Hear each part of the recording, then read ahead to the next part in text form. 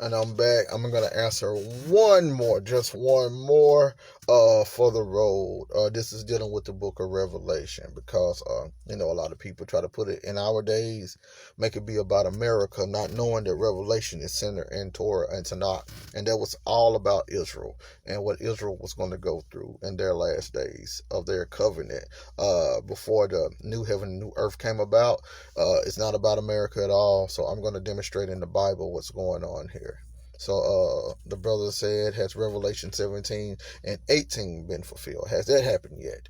We're going to go through a little bit of Revelation 17 through 20. So here goes 17. All right, so Revelation 17, 16, and 17 says, and the 10 horns that you saw, they and the beast will hate the whore, and they will make her desolate and naked, and they will devour her flesh and burn her up with fire. For God has put it into their hearts to carry out his purpose by agreeing to give their kingdom to the beast until the words of God will be fulfilled. What word of God had to be, or what words of God had to be fulfilled? Let's go to Torah. This is what Moses told them. Give me one sec. Let's go to Deuteronomy 31, verse number 19.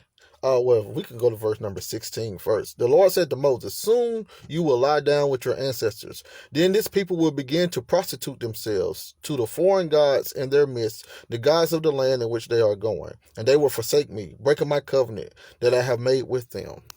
So they will become a prostitute. What was the woman, the mystery Babylon woman? A harlot. Let's keep going. Verse 19. Now, therefore, write this song and teach it to the Israelites. Put it in their mouths in order that this song may be a witness for me against the Israelites. Verse 21. And when many terrible troubles come upon them, this song will confront them as a witness, because it will not be lost from the mouth of their descendants. Verse 29. For I know that after my death you will surely act corruptibly, turning aside from the way that I have commanded you. In time to come, trouble will befall you, because you will do what is evil in the sight of the Lord, provoking him to anger through the works of your hands. So the Song of Moses was supposed to be used as a witness against Israel when they entered into the land of Canaan. And it was going to be a witness against them forever, them and their descendants, until the new heaven and the new earth arrived. Let's go to Revelation 18. Hopefully this makes it a little clearer. So once you go to Revelation 18, verse 24, and in you was found the blood of the prophets and of saints and of all who have been slaughtered on earth. Let's see. Luke 13:33. Yet today, tomorrow, and the next day, I must be on my way, because it is impossible for a prophet to be killed outside of Jerusalem. 34. Jerusalem, Jerusalem, the city that kills the prophets and stone those who are sent to it. How often have I desired to gather your children together as a hen gathers her brood under her wings, and you were not willing. So we see clearly that prophets do not be killed outside of Jerusalem according to the Messiah. And in the mystery Babylon in Revelation 18 has the blood of the prophets and of the saints. And guess what? Not only did the prophets die, but all that was sent to them, according to Luke 13. But that's not even over. Let's go to Revelation 19 now, because now we have, this is centered around the land of Canaan. This is all about what's going on in Jerusalem, first century. But if you say no, let's keep going. Revelation 19:11 through 13. It states, Then I saw heaven open, and there was a white horse. Its rider is called Faithful and True, and in righteousness he judges and make war. His eyes are like a flame of fire, and on his head are many diadems. And he has a name inscribed that no one knows but himself. He is clothed in a robe dipped in blood, and his name is called the Word of God. So he's opening up heaven, the Word of God. He's coming with an army, right? Matthew 16:27-28. For the Son of Man is to come with his angels in the glory of his Father, and then he will repay everyone for what has been done. Truly I tell you, there are some standing here who will not taste death before they see the Son of Man coming in his kingdom. So now you got Christ telling his disciples, some of them was going to be alive when he came in his kingdom, when he came in the glory of his Father. That's Revelation 19. So let's go to Revelation 20, dealing with the resurrection. Revelation 20, we're going to read 4 and 5. Then I saw thrones, and those seated on them were given authority to judge. I also saw the souls of those who had been beheaded for their testimony to Jesus and for the word of God. They had not worshipped the beast or its image, and had not received its mark on their foreheads or in their hands.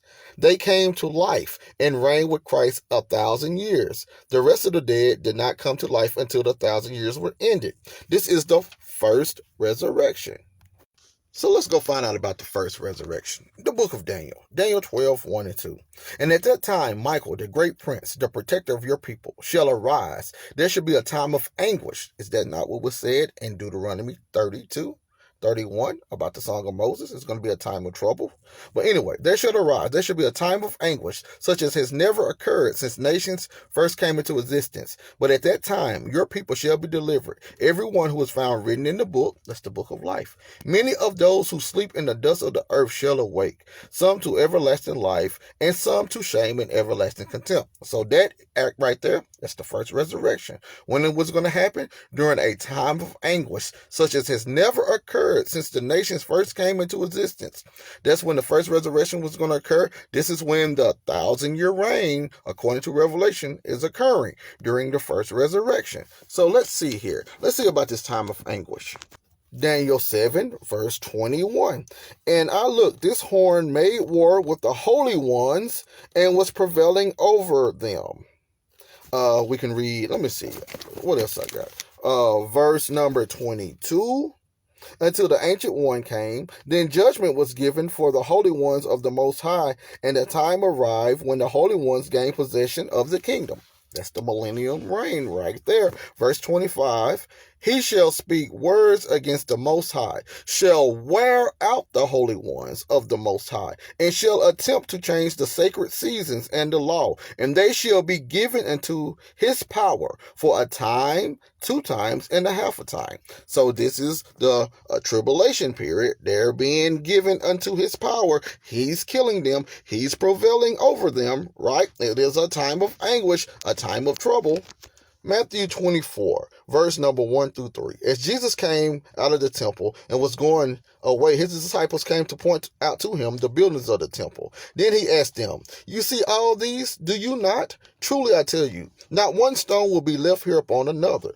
All will be thrown down. And when he was sitting on the Mount of Olives, the disciples came to him privately, saying, tell us, when will this be? And what will be the sign of your coming and of the end of the age? This is the Messiah talking about the destruction of Jerusalem by the Roman army. Verse 21, for at that time there will be great suffering, such as has not been from the beginning of the world until now, no, and never will be. And if those days had not been cut short, not one would be saved. But for the sake of the elect, in those days they will be cut short.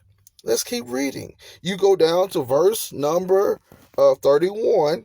Let's see here. No, 29. Immediately after the suffering of those days, the sun will be dark and the moon will not give off its lights. The stars will fall from heaven and the powers of the heaven will be shaken. Then the sign of the Son of Man would appear in heaven, and then all the tribes of the earth will mourn, and they will see the Son of Man coming on the clouds of heaven with power and great glory. Verse 34, truly I tell you, he's talking to his disciples, this generation will not pass away until all these things have taken place. Heaven and earth will pass away, but my words will not pass away. So the question should be, what did they revere as heaven and earth? which Revelation 21 actually tells you that the new heaven and the new earth was New Jerusalem, heavenly Jerusalem, which means the old heaven and the old earth that passed away was earthly Jerusalem. This is what Christ actually came and prophesied about, Jerusalem being destroyed. So yes, the book of Revelation has been fulfilled when Jerusalem was destroyed, and we see the outcome. The law of Moses, it left. The song of Moses finally concluded, and the new heaven and the new earth came, allowing us another way to worship the Father and have a relationship. Subscribe to the channel.